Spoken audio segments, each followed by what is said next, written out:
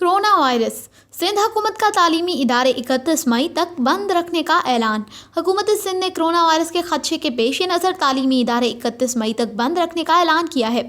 एक निजी news channel के मुताबिक वज़ीर आला सिंध मुराद अली शाह की ज़ेर सदारत कोरोना वायरस की सूरत हाल पर सिंध काबीना का गैर मामूली इजलास हुआ। इजलास में तालीमी इदारे 31 मई 2020 तक बंद रखने का फैसला किया गया। तर्जुमान वज़ीर आला सिंध के मुताबिक इजलास में तालीमी इदारों में तवील छुट्टियां करने का फैसला किया गया और ऐलान किया गया कि तालीमी इदारे अब 1 जून से खुलेंगे, जबकि ये तातीलात गर्मियों की छुट्टियां तस्वुर होंगी। फैसला कोरोना वायरस के फैलाव के पेश नज़र किया गया है।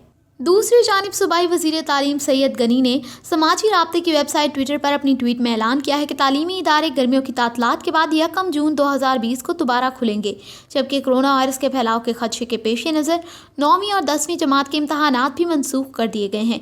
इससे पहले 9वीं और 10वीं जमात के इम्तहानात 16 मार्च से शुरू होने थे।